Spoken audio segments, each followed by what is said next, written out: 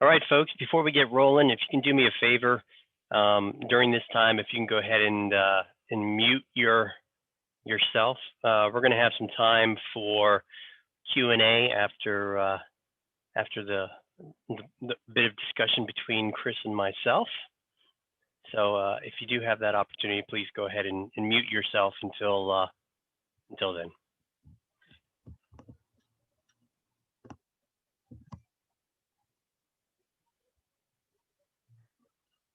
All right. Well, let's go ahead and get rolling here.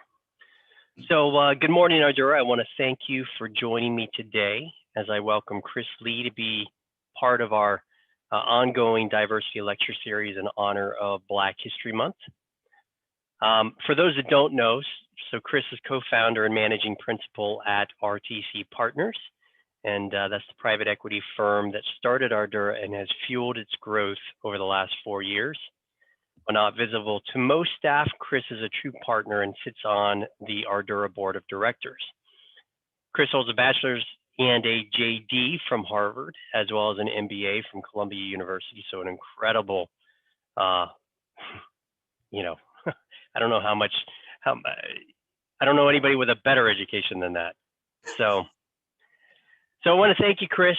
Thank you for spending some time with us today, and recognizing that many of our staff may not know really what private equity is. I thought it would be good if we could take a few minutes for you to kind of explain what private equity is and what that means for Ardurra. Yeah, definitely. And again, Kevin, thanks for having me on, and thanks everyone for taking the time to tune in. And hope any of the Ardurra family out in Texas is staying as safe as possible with their friends and family out there. So looking forward to having this conversation today.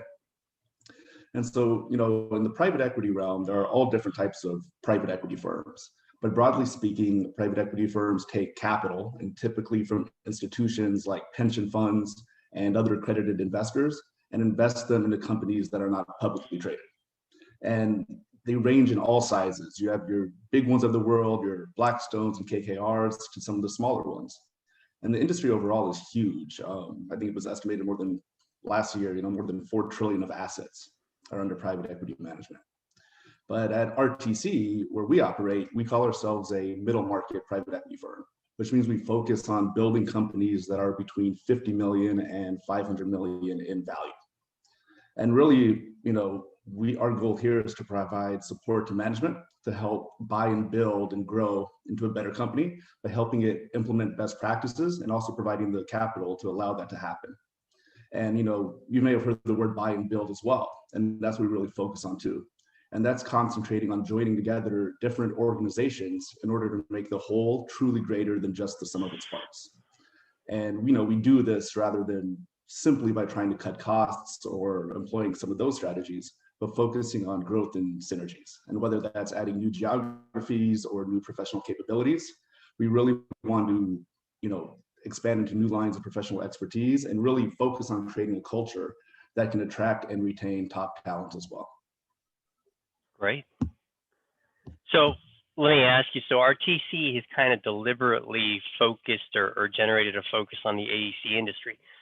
What attracted RTC to the AEC industry, and what makes it attractive to private equity in general? We've seen a pretty tremendous influx of interest from private equity over the last decade or more.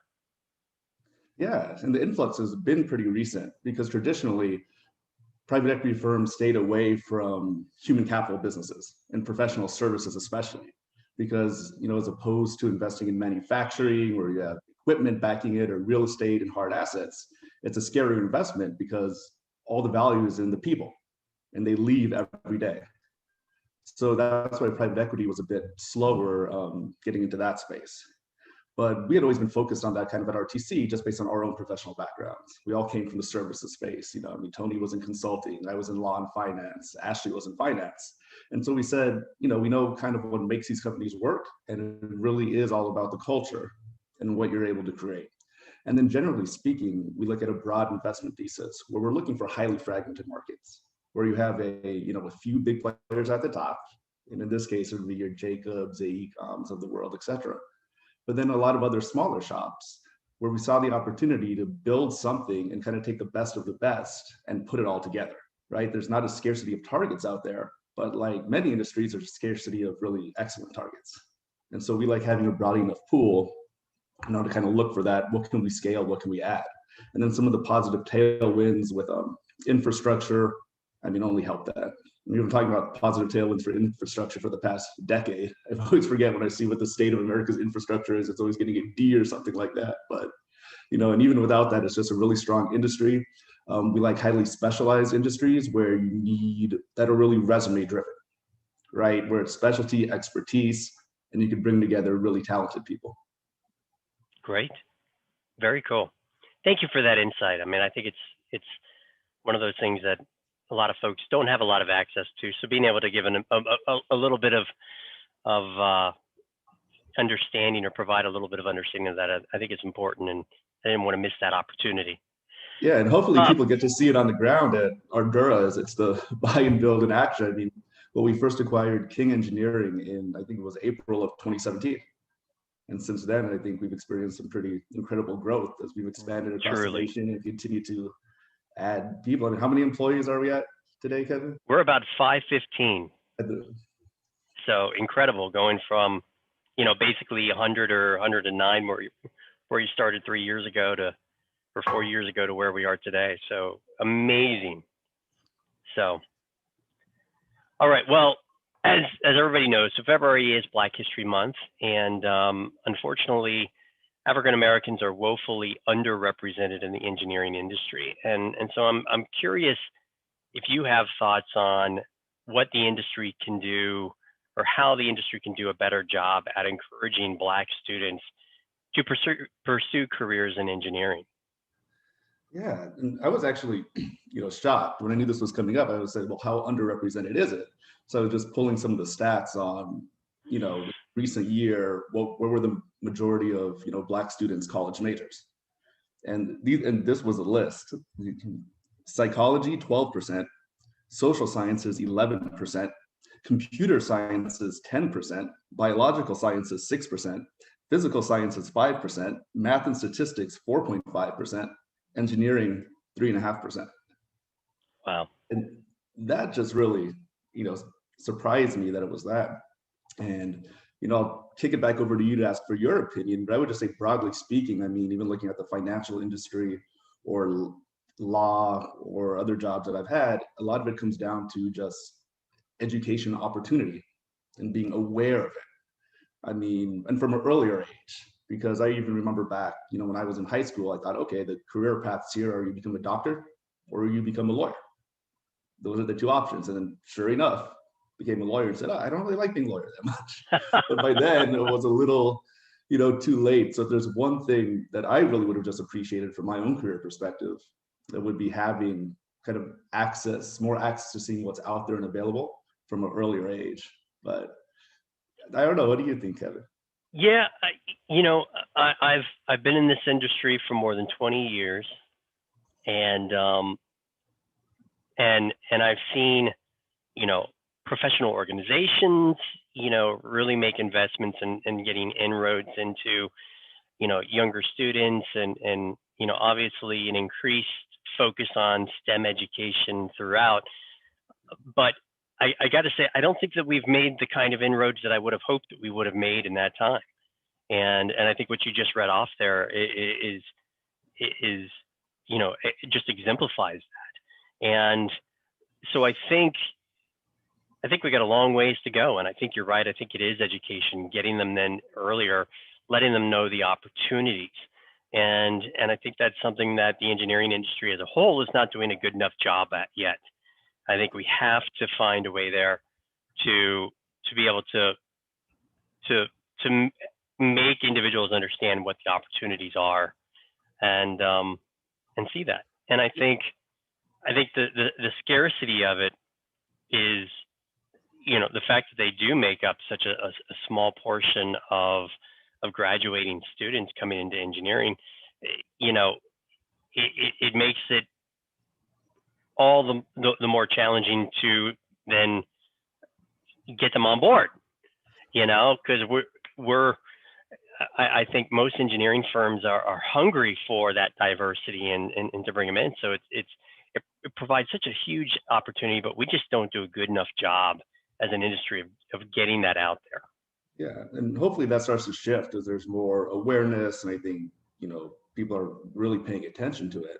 And yeah, because you don't want the engineering industry to kind of be left behind in that regard, because I'm sure with all the reports, all the studies that come out, it's more diverse teams tend to come up with better solutions because there's different perspectives, different life experiences. Everyone sees the world differently. So the more different people you can have working on solving something, I truly believe that's how you get the best outcome. Yep, absolutely. So let me bring it on back to Ardurra then, and obviously we know that there's a paucity of folks out there, of Black candidates to get in the door. But how, have you ever given thought in terms of how we at Ardurra can do a better job of bringing those candidates in? What have you seen as the things that can really attract or help to attract, that can improve our track record on there? I mean, I think part of it is just being aware, and part of like this, diversity lecture series you're doing, and really making diversity a core commitment and a promise that, hey, we want a space where everyone feels comfortable and everyone can succeed, right? Because candidates can smell the difference between a company that has a phony mission statement, it may be more quota based, versus where they actually feel they can thrive. So I think that's really it. And even part of it, putting the recruiting process through an audit and actually looking at, hey, what's the language that we're using? What kind of images are we using? What are we putting out there? Do the networking events that we have tend to skew towards one type of person that only comes and joins there? And just really making that. And, there's really even just other quantitative things you can do as well. And this is what we actually did at one of our other portfolio companies. We said, let's actually look about pay equality across gender and racial lines. So we just kind of mapped it out. Who are people that are the same geography, that have the same tenure, that get the same types of reviews? Is the pay there equal? And you'd be surprised. I think we're doing better than most, but there were definitely areas to still have improvement. Absolutely. And it's one of those things that I'm proud of, that we do, annual evaluations and analyses on the back end that most folks obviously don't see, but exactly to that end of trying to identify, pay inequities and what might go into there. And I think it's a huge, great practice that we need to continue and probably continue to expand as we go forward. And, I also think it's interesting, you talk about the geographies, and one of the things that I would like to see Ardurra do more, and this is part of our overall recruiting strategy, especially with this, the recruiting blitz and the understanding and knowledge that we've come out of the pandemic, is really expand our geography into areas of, where there may be more African American candidates that we have access to, whereas, just simply based on the geographies of where we are, we tend to have, many more, let's say, Hispanic candidates, which we're very, very good on, and I'm very proud of what we've done there. But we need to do a better job of really going to where the candidates are, whether that's in historically Black colleges, and doing a better job of college recruiting in those areas. But it's a challenge. Right. And then I think, taking that approach, I was looking at the historically Black colleges, for example, a lot of groups still are not paying attention there. So I think the groups that do and are the first movers there will really get some of the top talent. Because, I assume recruiting is similar to how it is when I was at the law firm. All the partners are recruiting from the school they went to. And that's it. And you might look for diversity there, you might do that, but it basically just becomes a institutionalized feeder system for alumni. We have USF, UF, and University of Texas covered. but we need to do a better job of getting beyond that. Mhm. Totally agree. So moving on to the next question. So, obviously you are incredibly successful, accomplished with this incredible Ivy League education, and yet you have had experiences of, of prejudice and discrimination in your life. And I'm curious how those experiences have influenced you and what you might be able to share about some of those experiences with us. Yeah. And truly overall, I would just say that they've just been discouraging. That's the thing, especially, when you think that you're out there and getting education, doing all these things, and then still really suffering from it. And, fortunately, nothing truly horrific, but I can share a couple of examples, both, professionally and then personally, just to shed a light, because a lot of people might not, really be aware. And, we'll start in the workplace, where I really remember my first job as an attorney. Very excited to be there. The new huge classes coming in and starting there, have my own office and everything, just walking in the hallway. And, one of the partners comes by and says, "Hey, can you make sure this makes it out in the 3 p.m. mail?" Okay, sure. I just assume, okay, I'm new here. All right. Take it down to the mail room and drop it off and all of that. And then the next day, he actually came by to apologize and said, "I'm sorry, didn't realize you were a new attorney here. I thought you worked in the mailroom." And that's just discouraging for your first day on the job, when you're excited and coming out. And again, really appreciated the fact that he came to address it afterwards, but it was still just discouraging that when we passed in the hallway, that was just unconsciously where his mind went to. And that's what it was. And it was, even something similar later that month when my assistant was out. So I had an interim assistant. Asked her, "Hey, can you make these 10 copies of that?" And it's, "Well, do you have the permission from an attorney to make that many copies?" And again, it's just those little things, but you spend all this money going to school for 7 years, getting the degree, doing all of that, and then there it is. I think it's just a thing with a big caution to everybody. Watch what you say about mail rooms and copy rooms, because then when I was in banking, the same thing happened. I was there waiting for mine, and the VP came down and handed me a stack of papers and said, "Can I get 10 copies of each of these?" And I said, I don't actually work in the mail room, and pass them back. So there's just been, some little things like that. And then, personally, the worst one is probably, again, while I was a lawyer living in downtown LA. My mom came up to visit from San Diego. Right, my dad's black, my mom's white. We're taking her out to dinner, coming straight from work in my suit and tie. And we're just walking across the street. I'm walking back to her hotel for the evening. And all of a sudden, the 2 motorcycle cops come pulling up, stop us in the middle of the street, and look to my mom and say, "Excuse me, is this man harassing and bothering you?" And I was just kind of like, wait, what do you mean? Are you all right? And then my mom just said, "What are you talking about? This is my son." And Wow. at which point they just kind of scurried away. And just little things like that sometimes are discouraging, in the sense that they just make you feel like you don't belong, right? Or you're a second-class citizen and things like that. And I just, it's important to think, there I am, like you said, with education, in the suit, going across the street, and stuff like that is still happening. Imagine how much worse it is just, generally. Law school, same thing. Had been hanging with some of my white friends, stopped by the police. "Hey, is everything okay here? Is he selling you drugs?" Like, no, I'm at Harvard Law School. And so, just things like that, just to keep in mind that then it's important to just remember, don't let it make you too defensive, because you can see how repeated things like that can even lead to being like seeing hostility where it might not particularly exist, or being off-putting, or being, too afraid to open up and talk to people about the things. And so that's really been the takeaway. And what I try to tell other people too is, again, it's not ideal to just say, "Hey, let it roll off your back," but understand that, that's going to be a part of it. But look at the past, 50 years, things are definitely improving. People are getting a voice. These are becoming more important. So I think things are just getting more on the right track. Yeah.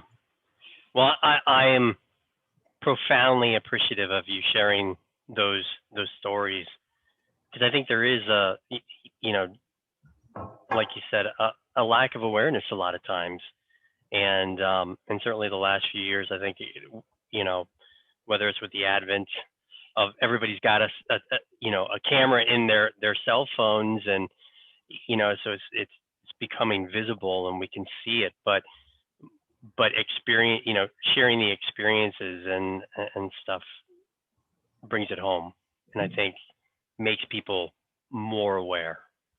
So I'm appreciative of that.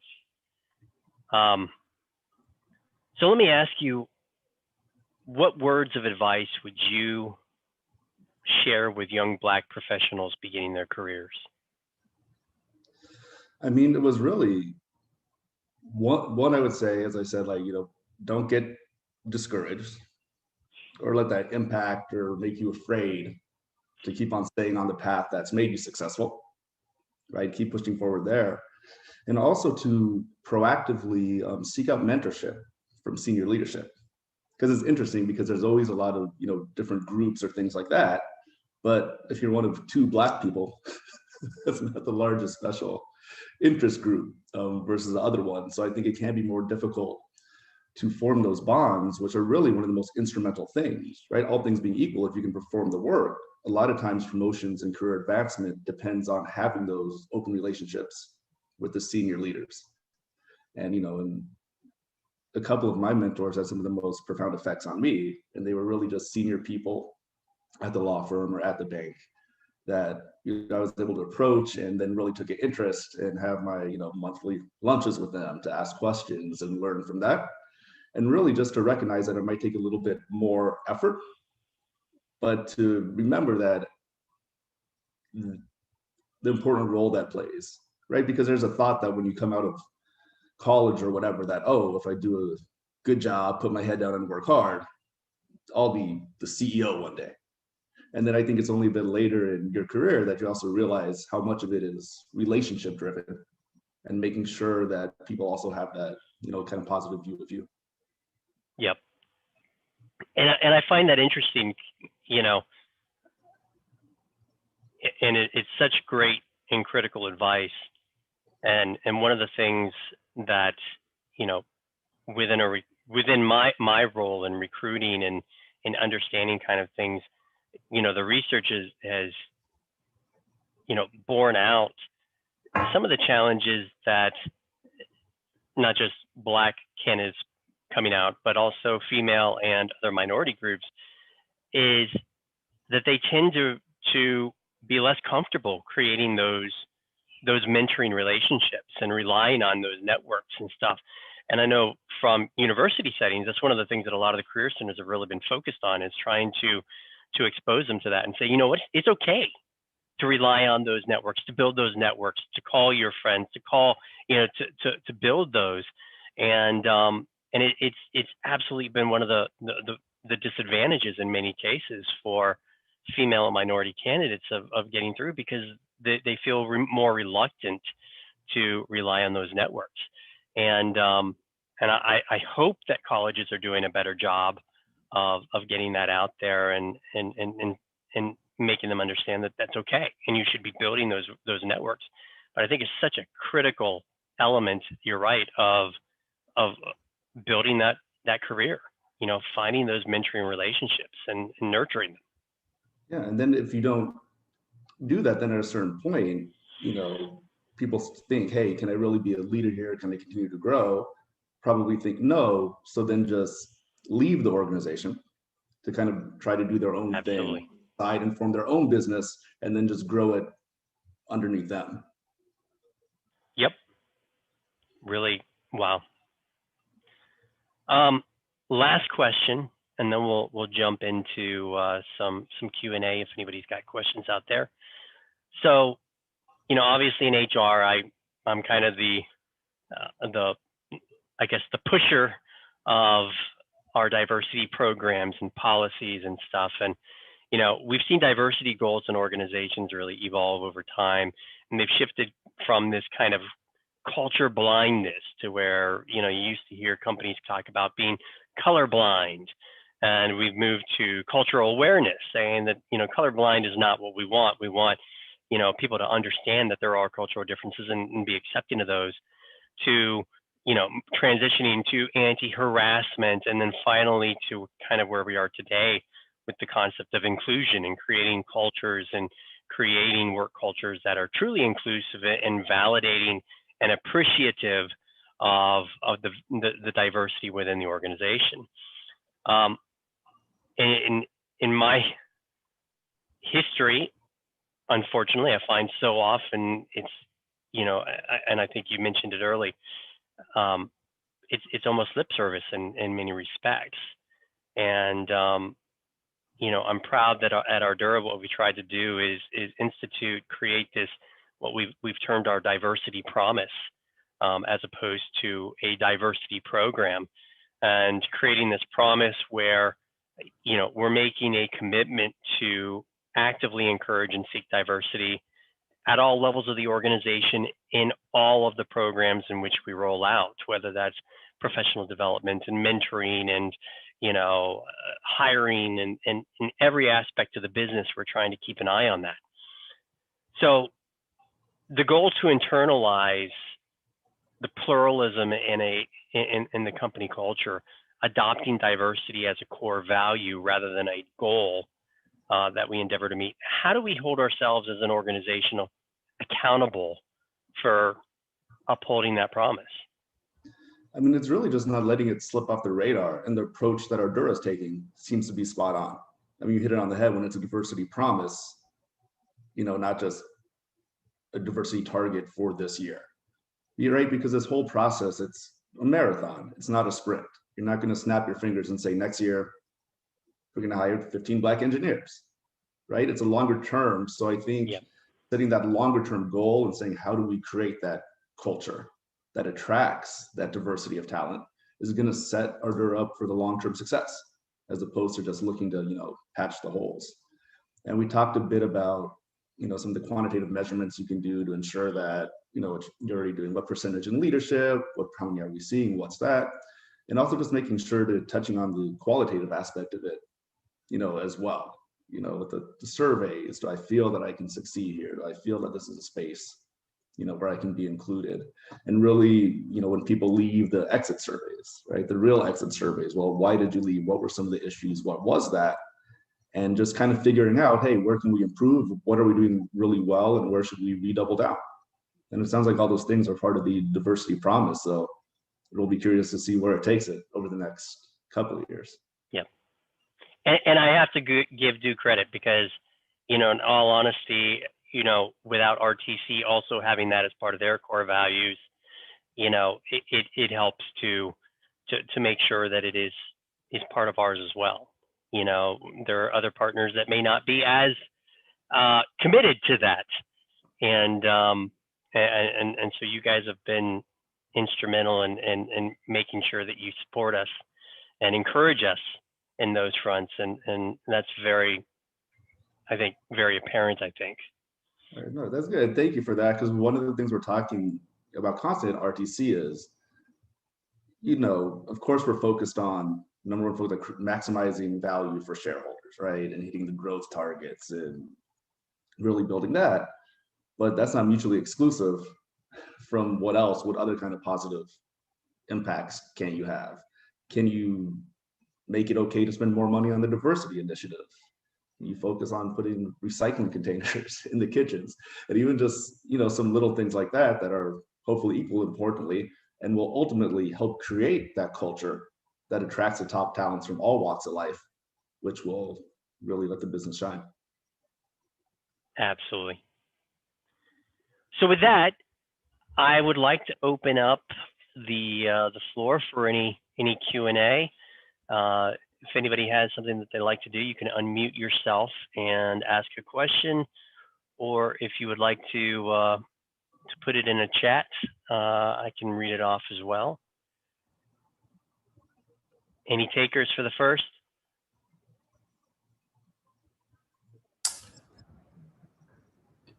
Kevin, this is Eliu Perez, and can you hear me okay? I can. Hey, Elio. Hi, how are you? Good. Chris, thank you for that presentation. I have very much enjoyed it. And I appreciate the candor of your comments. I believe that they're most timely. I think we have a great advantage at Ardurra because we're a young company, and I think that we're shaping the future together. And I think it's our choice to do what we want to do. I worked for 20 years at Black & Veatch. Black & Veatch received a visitor from Japan one time, and I attended the meeting with the president of the company. And after we gave him a tour of the building, there were probably 2,000 people in the building. The Japanese fellow said to him, to the president, he said, "Mr. Patton," he says, with a very thick accent, etc. But he told him, "I understand you don't like blacks," he says, "because I tour your building and I didn't see one," he said, so that's okay. He said, "I don't like Koreans, they smell," he said. This was a comment in a boardroom of a meeting, okay? And you're talking about people that were, running major corporations. Mr. Patton was shocked, etc. But this happened back in 1992. And this initiated a conversation within the group and within Black & Veatch. What can we do? What can we do to change this? Because a lot of people said, "Oh, there are no Black engineers, there are no, etc."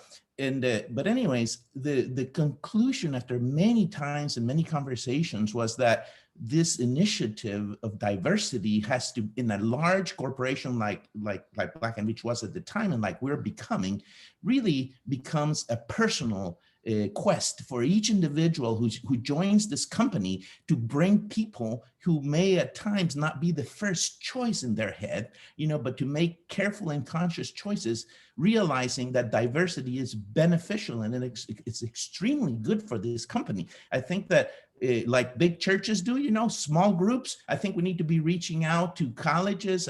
We need to be reaching out to high schools, predominantly minority high schools, etc., and take there a message of technology and the things that we do, etc. And I think that's, these small groups can take that message out, But anyways, regarding this issue, the problem at large, I believe that it is something that, it's great that the corporation is talking about it. And I thank you again for your comments. The comment I made about this Black & Veatch thing is simply because it happened and everyone was afraid to even talk about that conversation. They didn't even want to refer to it as something that had really happened.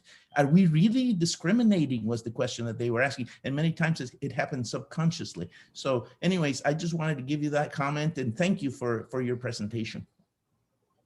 Yeah, no, thank you. And definitely, and that is one of the cool things about Ardurra and where it is today. It can create any culture that it wants to institutionalize. And that's one of the unique things about the buy and build strategy as well, because as you go to different geographies and bring in different groups of people, you're constantly adding new perspectives and new ideas to the mix, which should hopefully just generate, best practices across the board. Yep. And I'll be honest with you, that's why I'm here. And I think that's why a lot of the other folks are here as well, is it was an opportunity to, to be able to create the type of culture and the business that we want to be part of and implement our own, share in those values. And having come from large organizations where in some cases you're told, yeah, we can't do that. It's refreshing to be able to do stuff like this that challenges the status quo a little bit and moves us in the direction that we need to be moving. Hey, Kev, I have a question for Chris and Ernesto. Hey, Ernesto.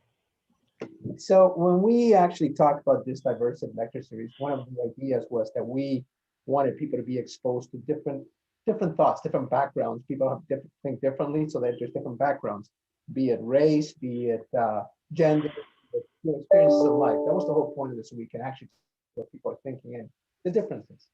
So my question to you, Chris, is this: obviously our nation still grappling with this racial divide. I mean, it was proven last summer. We can't see, we advance, but we don't in many ways. What, in your opinion, Chris, is it that, and maybe this is a question that has no answer, what in your opinion is it that's holding country back? Is it a lack of education? is that why can't people really understand the different backgrounds? It's actually a good thing. We can actually be strong as opposed to being a very divisive. What is it that's holding us back as a nation? Thanks for the softball question, Ernesto. I avoided that one. I think part of it, I think here again, guys, part of what we wanted to get at this lecture series is people's different backgrounds. We don't have to agree with them, but I think when people come from different backgrounds, they have a different thought process that makes you wonder, that's why these people think this way, right? And I think it's an appropriate question for Chris to have a different thought where he comes from. Yeah, and to answer your question, I think one of the biggest things that was holding everything back was just the lack of acknowledgement. I think, in the United States in particular, there's been just a schism between what's actually happening in reality and versus how people think about it, right? And even just going back, when you think about segregation and how recent that was, when they had to use the troops to enforce desegregation, and thinking that this is an era that a lot of people grew up in. And so I think people didn't really like to kind of expose some of the uglier underbelly parts of the kind of system that was set up. And it wasn't until, an example of that is, when Obama was elected president and, heard a lot of, oh, look, that just proves there's no racism or a post-racist society, let's move on. And then as, the event continued to transpire, and as you said, Kevin, and there were the videos and the cell phones and some of the things, and people could see what was actually happening, I think a lot of people were shocked that, wait, this is what's going on. This is what's happening. And that's why when you were looking at a lot of the protests over the summer, you saw huge, diverse groups of people kind of all coming together and saying that, we need to address this issue. So I think, like they say, for any problem, right? Step one is acknowledging it, that it exists. And then people can have different views how to solve it or the best ways to approach it. But you can't even get to that level of dialogue if you don't acknowledge the issue at the start. And that's why, again, diversity talks like this, just bringing awareness to the issue, is really important because people can actually then start to see that. Yeah, thank you for that insight, Chris. Yeah. Who else? This is Tisetso. Can you hear me? Yes. So I don't really have a question, but just a comment. And my comment is to say that, yes, I do agree with, Chris's comments and what, we've been talking about, the lack of acknowledgement. We've also mentioned some of the, practical, the mechanisms of discrimination, as Chris was giving the example, with the law enforcement, for example. That's one big example, but all those incidents mentioned have their equivalents in an engineering office or an engineering organization. And what I look forward to seeing those specific mechanisms identified. And I accept that this acknowledgement is the first step, but as we roll out the program, I look forward to seeing these mechanisms identified. I look forward to seeing the performance appraisals incorporate this issue of diversity, to track, to say, okay, fine, we see that this individual is perhaps falling back in this area. Are we following up beyond just, the day of the performance appraisal to incorporate those, the cultural issues that we're talking about today? So I am encouraged, and I do note that, since we're only talking about acknowledgement, it means that there's a lot to be done. Another thing is that, as a Black employee, one of the things that you find, regardless of what organization you're in, is there is a sense, yes, of, that no one has my back, And so that's a thing that, we can talk about attracting new people, but there's also the aspect of addressing attrition, the people that come, no matter what percentage of people of Black engineers we have, but, just making a better job of retention, making sure that we have the environment where people can stay. and hopefully contribute. So that is what I had to say. So I appreciate that, everybody. No, thank you for sharing that. I mean, that's a wonderful insight, and it's, you know, it speaks to the truth of, you know, of the challenges that the Black employees face throughout, you know, the American business, and yeah. I had a comment. Mrs. Bruce, can you guys hear me? We can, yes. Yeah, I have done a number of presentations, mostly in elementary schools, you know, certainly on the Great American Teach-Ins, but on some other, you know, just not special occasions. And I advocate that one arm of this program, this plan we have, is to get into the elementary schools to start to try and attract the children's attention at an early age, and start introducing some math concepts, how math applied to engineering problems. I was chatting here I went into one school and do the old make a popsicle stick bridge and load it with weight and break it. And it seems to be something that any child can do. And it's it only takes like 2 sessions to go in and make a presentation, talk a little bit about forces and stresses, and show pictures and show bridges. And then everybody gets a bag of popsicle sticks and glue, and then you go and have a day where you bust the bridge and hand out medals. It kind of is something to maybe even break the ice, to get in and try to establish a relationship. You know, we need to get lists of the predominantly Black schools in your area, who the principal is, you know, introduce ourselves, go in, meet the 4th or 5th grade teachers and see, you know, how they could work something into their schedule. I know their schedules are crazy, even worse now with the COVID, but as that eases up, go in and try to start a relationship just with one school.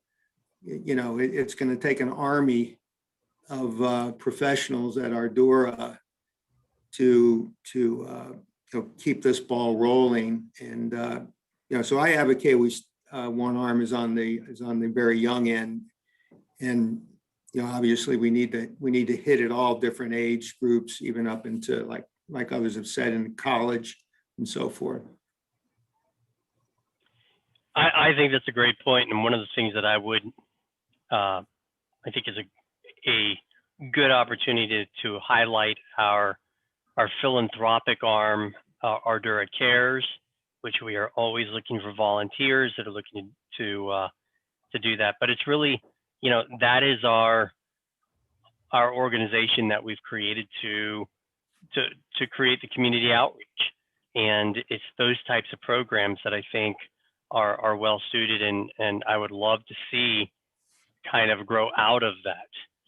So, you know, by all means, anybody who is interested in joining and has ideas of what we can do, I encourage you to become part of Ardurra Cares and help drive that. Would just also echo that, agree completely. And the earlier, the better, because the earlier you can open someone's mind to maybe something they didn't consider, that will stick with them.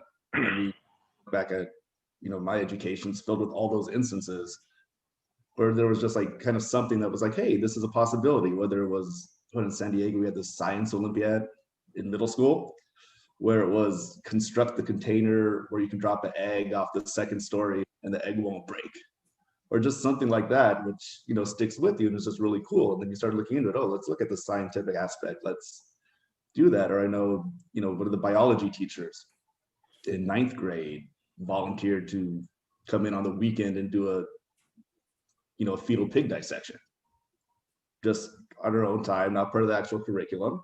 And, and because of that, I ended up going through biology AP and all those things. And because of that one particular person in one particular instance.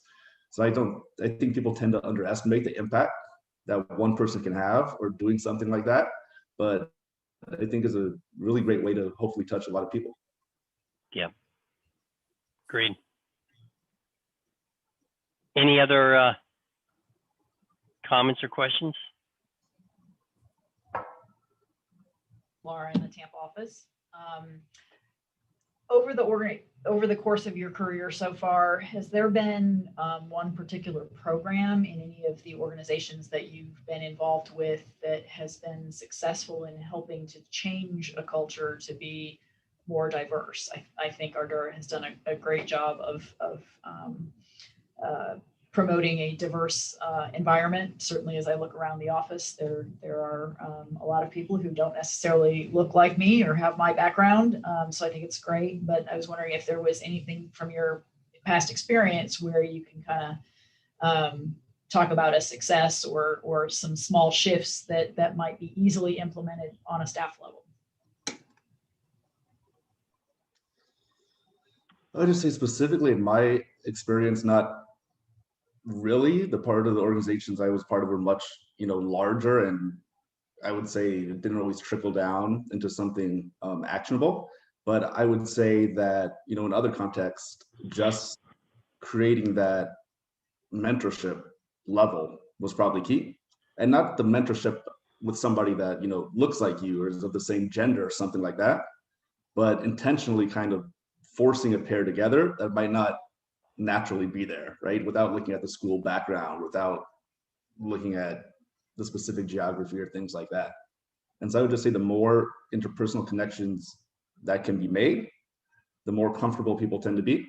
And then that's how you kind of get that open environment going that just continues to attract similar types of people. And I'll share a little bit of insight from my experience. And coming from a very large organization that had more resources, certainly than what we have, I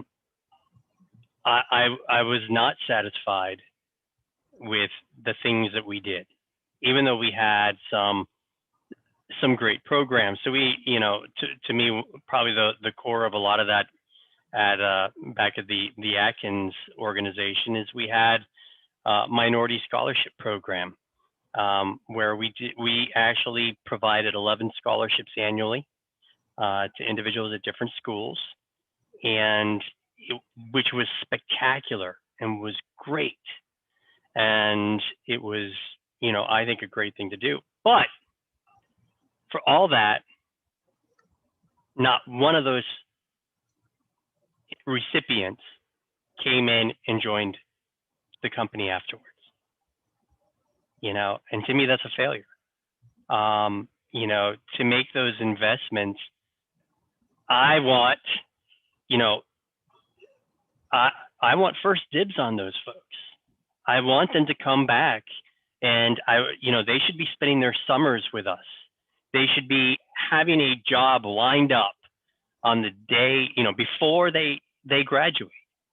But instead they went out and they're working, for the CDMs and the Jacobs, and they go elsewhere because we didn't follow through on that commitment. We put a dollar commitment out there, but we didn't actually embrace and bring it and internalize it into the business.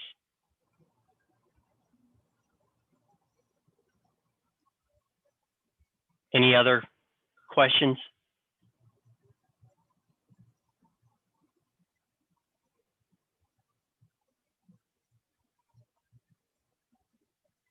All right. Well, with that, we're coming up on the hour. So again, I want to thank Chris Lee. This was, I think, very, very helpful and spectacular. And I think you gave tremendous insight and very valuable insight in terms of what we're trying to do here. And I'm appreciative of you as a partner in Ardurra, and I'm, obviously the experiences that you bring make us all the better for what we do. So thank you for that. Kevin. Thanks for hosting me. If you don't mind, I have a quick comment. Yes. This is Ignacio Hinojosa, or Nacho for everybody here. Nacho.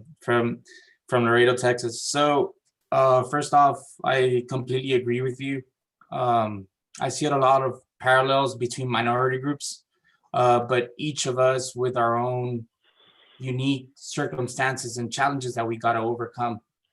But I'm gonna echo what you guys said. It's very important that we bring shed light on these little things that are happening.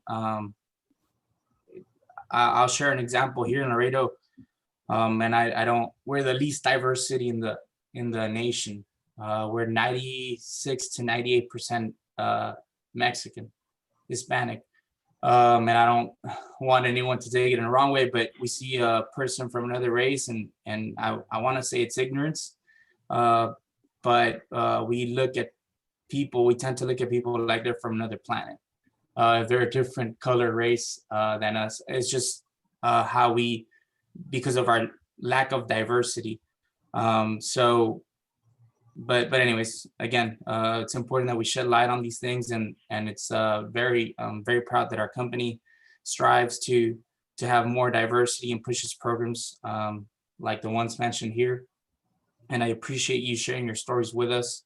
And congratulations on your career, and thank you for being part of the core group of people that believed in King Engineering a few years ago and brought all these people together now. So thank you.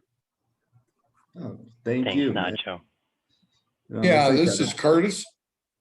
You guys hear me? We do. Perfect. Well, I'm here in Houston, and we did pass through whatever happened the last week. What I can say is basically, I've been all over the world, but I was a closed mind person before I left. Now that I've come back, I'm very open-minded, and I hear all of you. I've been to Kazakhstan, I've been to South America, I've been as far north as you can go. And basically, yeah, everybody's right. Except for one thing, as soon as you open your door, as soon as you open your mind, you find out everybody's the same. It's incredible. That's all I have to say. Curtis, I absolutely agree with you. And I mean, just to share, a little my own personal experience. I was born and raised in Columbus, Ohio, and in the school that I went to, we had 2 African-American students. And it wasn't until I moved down to Miami as a teenager where, suddenly I'm thrown into this just multicultural hodgepodge of everything. And you recognize, you begin to understand and recognize that there, no ethnicity, no culture is a monolith. And, I kind of laugh, I'm the gringo from Ohio. My wife is Cuban. My best friends are Puerto Rican and Nicaraguan. And you just, it's never been anything thought of because that exposure to it.